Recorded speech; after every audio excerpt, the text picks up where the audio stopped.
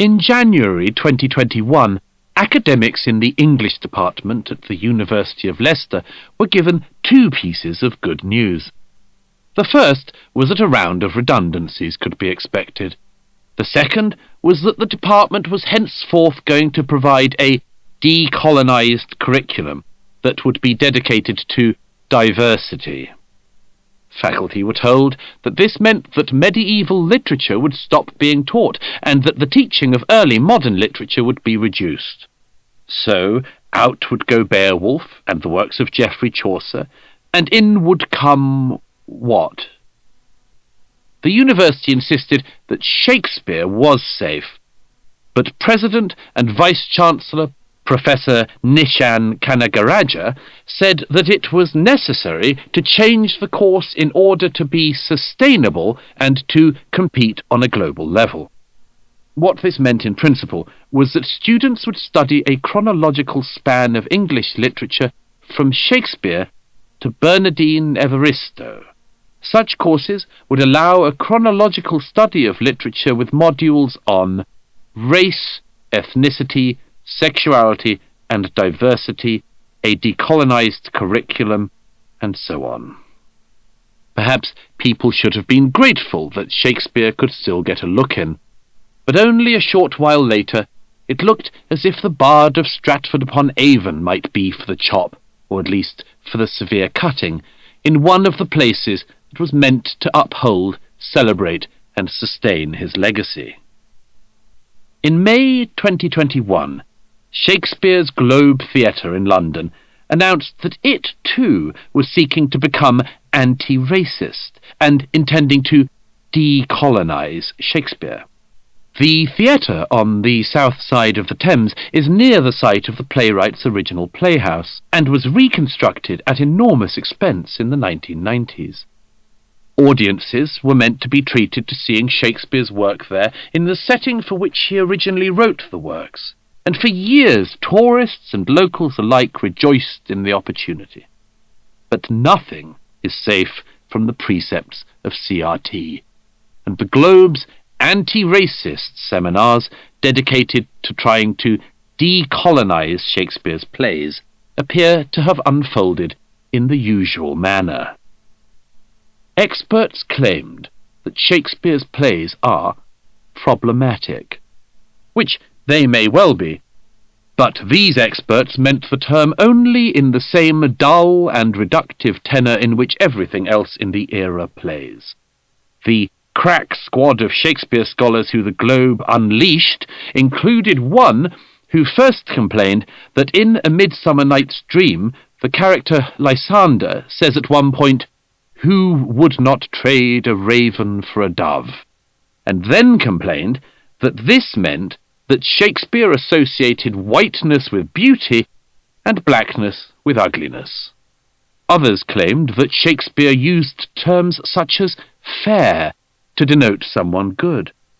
And meanwhile, one Dr. Vanessa Corredera from Andrew University in Michigan claimed that all of Shakespeare's plays are race plays and contain racialized dynamics. By Dr. Corredera's standards, it was clear that Shakespeare is a very sloppy writer.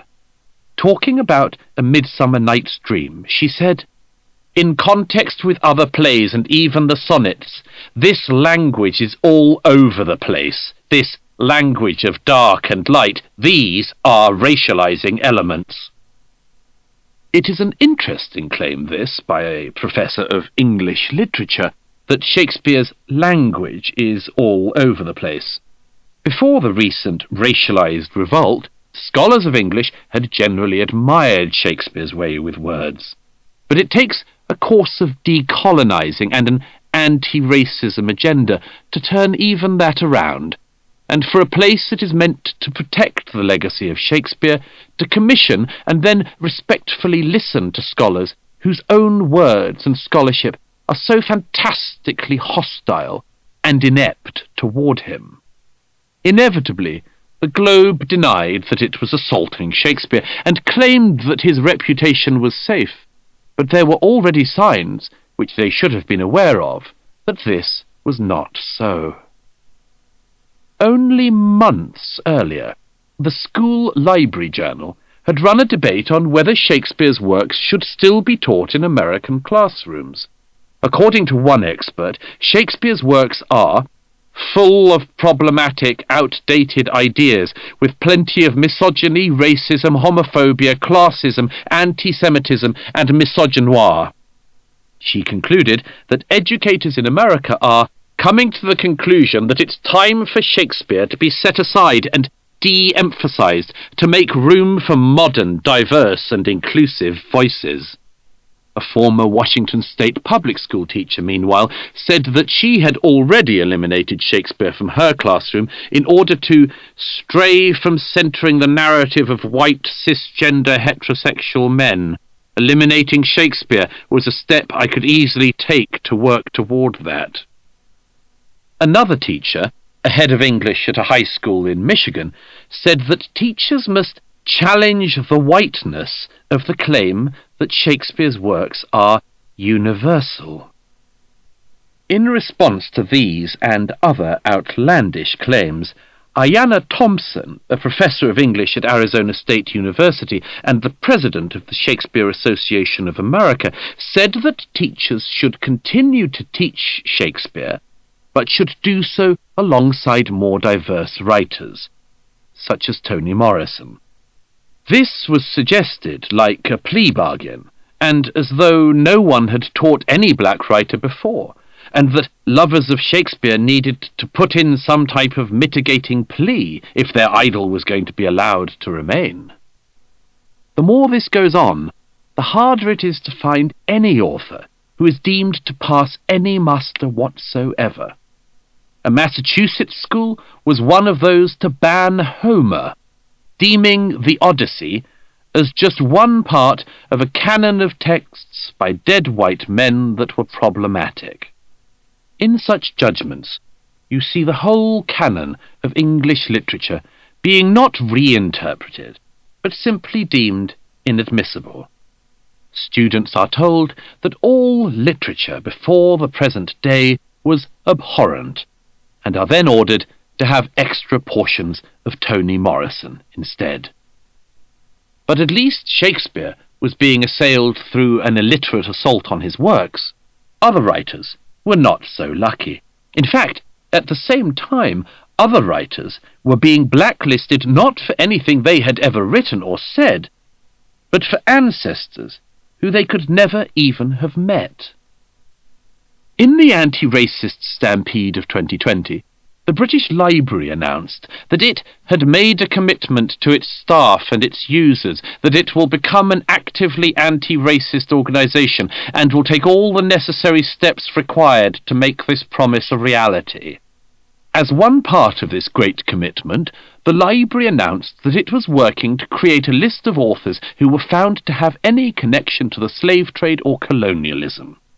As it was forming this blacklist of authors, news of some of the names that had been put on it were published online by the library. The initial list contained the names of 300 guilty parties, including Oscar Wilde, Lord Byron, and George Orwell. The library explained that some items now at the British Library, previously owned by particular figures cited in these pages, are associated with wealth obtained from enslaved people or through colonial violence.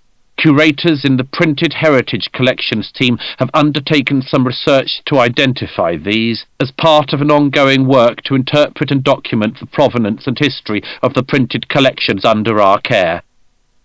These curators made many early discoveries from their research. One such was that the author Rudyard Kipling was guilty of having made the British Empire a central theme in his literary output. Clearly, only the best researchers are hired at the British Library. One of these, the chief librarian, Liz Jolly, used the moment to publicly announce that racism is the creation of white people. Elsewhere, the library said that although the poet Samuel Taylor Coleridge had expressed anti-slavery views himself and had recorded these views in his poetry, he was on the blacklist nonetheless, because he was recorded as having a nephew who lived in Barbados and worked closely with estates where there were slaves. The sins of the father is a familiar problem, but the sins of the people known to the nephew is a new form of associative guilt. Still, the blacklist became more ridiculous, because one of the people on it, to the surprise of many, was the former poet laureate Ted Hughes. Hughes was born in 1930, some years after the slave trade was ended, and at too young an age to have any significant effect on the last days of empire. He died in 1998, yet still the British Library added him to its dossier of wrongdoers. The reason was that the sleuths who were employed at taxpayer expense claimed they had found that one of Hughes's ancestors, Nicholas Ferrer, was deeply involved with the London Virginia Company, which helped to set up colonies in North America.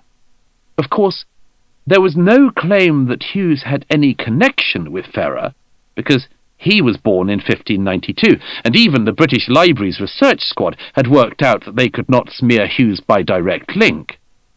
Nevertheless, they insisted that he was one of those who fitted their blacklist criteria of being a person with connections to slavery or someone who had profited from slavery or colonialism.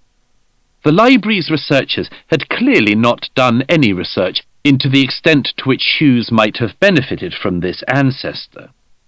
He was born and brought up in a poor part of Yorkshire.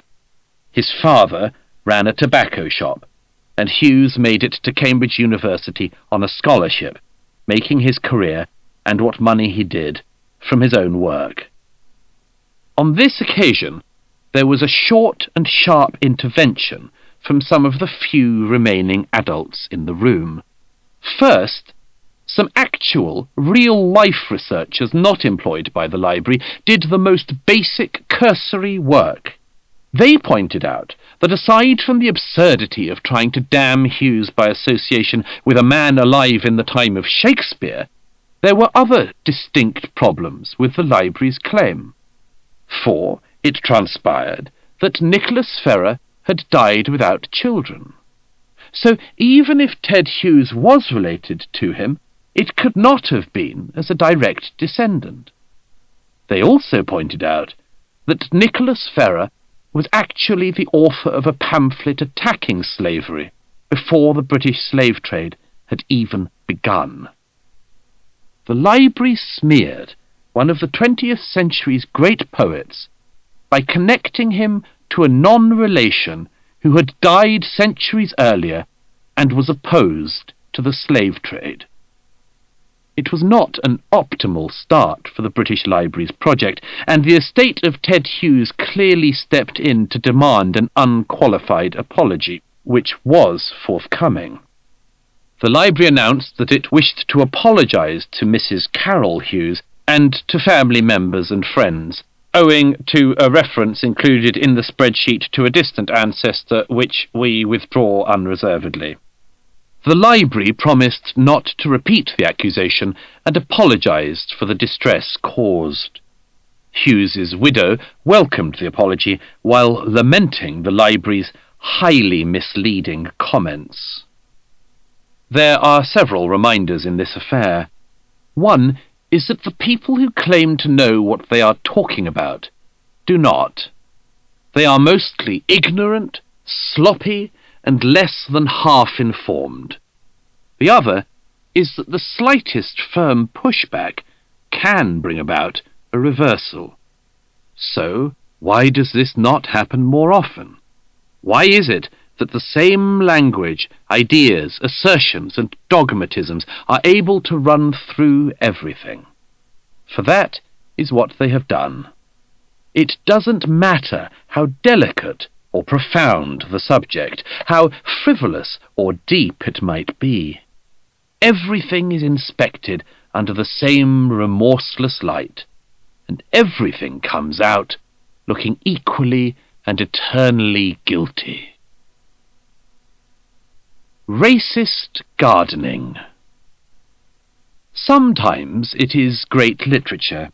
At other times it can be something as light and apparently carefree as gardening. In March 2021, it was Kew Gardens that came under the spotlight. That was when the head of the largest botanic gardens in Britain gave an interview to The Guardian to hit back at claims that the publicly funded gardens he managed had been growing woke.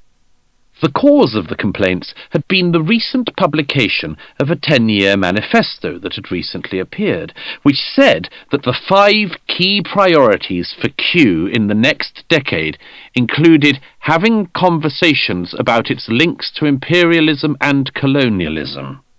Kew, obviously predictably, said that it intended to decolonize and acknowledge its exploitative and racist legacies. Richard Deverill, formerly of the BBC, chose to hit back at criticisms of this agenda, and did so in strident terms. So, in the pages of The Guardian, he announced that it was no longer possible to stay silent. "We are at a fork in the road moment," Deverill said with great conviction. The outpouring of feeling around the world at the death of George Floyd meant that long-standing injustices had to be faced up to. Kew Gardens could not and would not stand aside in this great reckoning. Like so many other organisations, parts of Kew's history shamefully draw from a legacy that has deep roots in colonialism and racism, said Deverill. Much of Kew's work in the 19th century focused on the movement of valuable plants around the British Empire for agriculture and trade, which of course means that some key figures in our past and items still in our collections are linked to colonialism. The Kew botanist, Sophie Richards, who is of Caribbean heritage, agreed with him.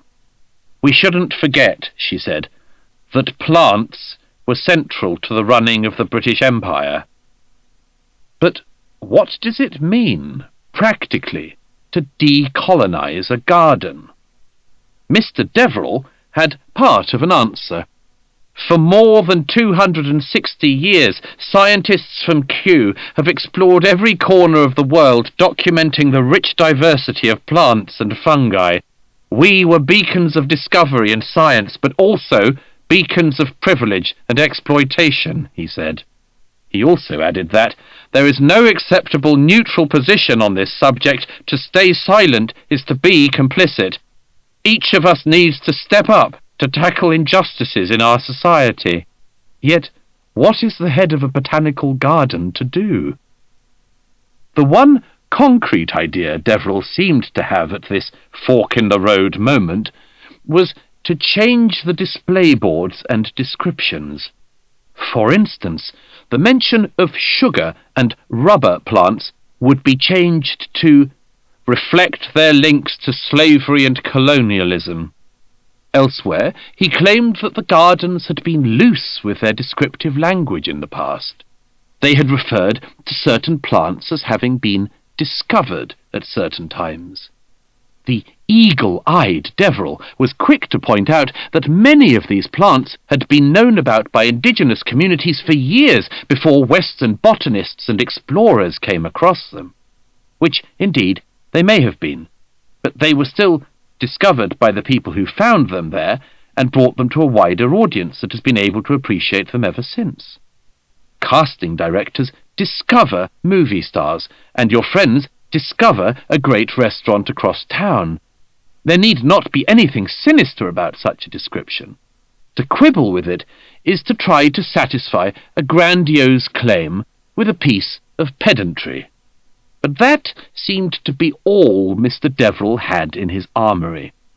His other main suggestion was to make sure that people do not feel intimidated by the Victorian wrought-iron gates of Kew, as though there were friendly wrought-iron gates and unfriendly wrought-iron gates, and it is necessary to land on the right side of this divide, as all others.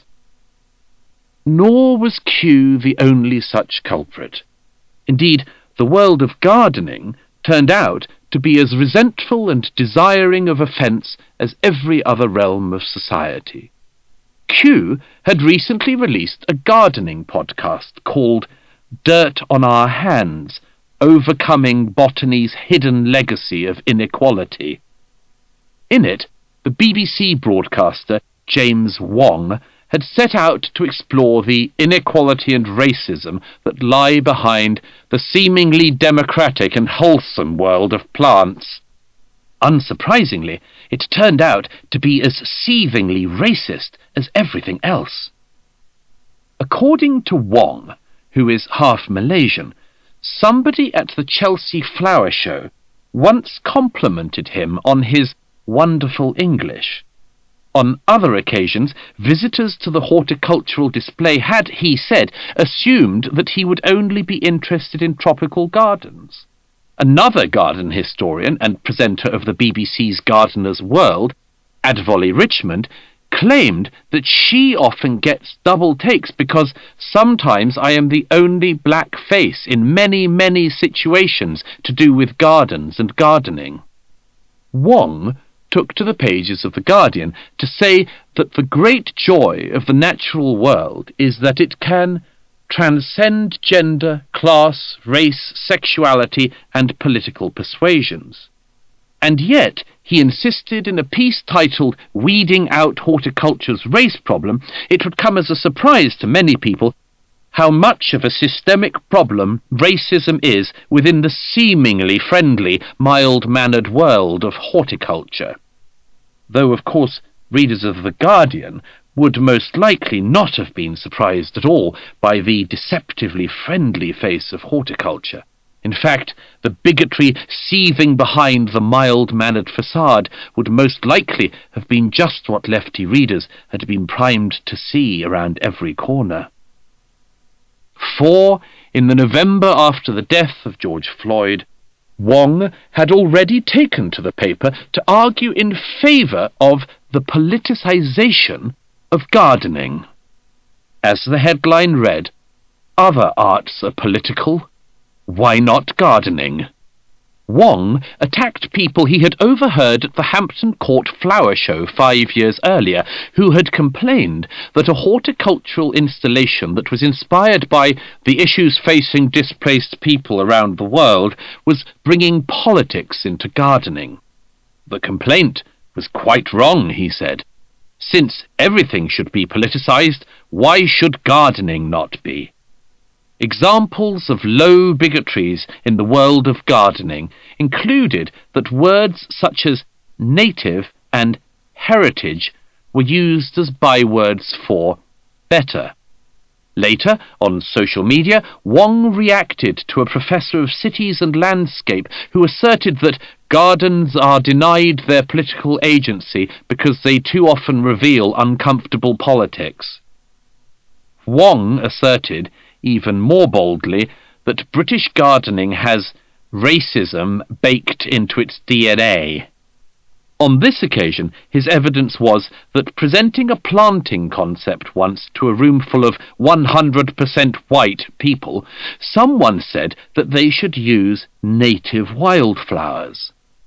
The idea of native wildflowers was, he said, not just historically fucked, but predicated on often unconscious ideas of what and who does not belong in the UK. This is the kind of exhausting shit you have to go through every day if you work in UK horticulture.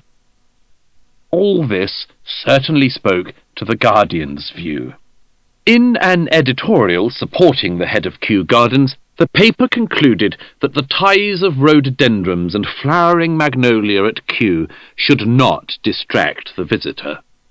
The botanical gardens are not just green spaces for exercise and diversion. They were places that had been used for botanical research and an appeal to science, yet were far from apolitical. Such gardens came from an elitist Western pursuit for the exotic, often collected with economic purposes in mind. The white men who did this had an agenda. as the paper's headline blared, "The Guardian view on botanical gardens, inextricably linked to empire." Like everything else, you might say. While Britain was waging war on the rhododendrons, in Canada emphasis fell on the unsuspecting lawns. In September 2020, John Douglas, a history professor at Thompson Rivers University in Kamloops, gained national attention when he argued the urgent case for decolonizing Canada's lawns. According to Professor Douglas, the lawn is a statement of control over nature, which it is, of course. But in the current era, it is not enough to observe that. The sprinklers of anti-Western hostility must also be turned on. So Professor Douglas could be found arguing that all this attempt to dam water, plant lawns, flatten landscapes, and find a non-indigenous species of plant to put in it was yet another example of a now familiar pattern. A backyard with a big lawn is like a classroom for colonialism, he explained. Others joined in this game. According to Dan Krause, a senior conservation biologist at the Nature Conservancy of Canada, a lawn, like a nation, should be diverse. It is a cultural thing, he has said. There is this interesting comparison, like valuing diversity versus sameness. He believes that future generations may look back at non-culturally diverse lawns in bafflement and say, "Why did you do that?" Which is possible. Or alternatively, future generations may look back at Mr. Krause and feel another bafflement entirely. Racist music. Because one of the things that has made the West is its openness to ideas and influences. The history of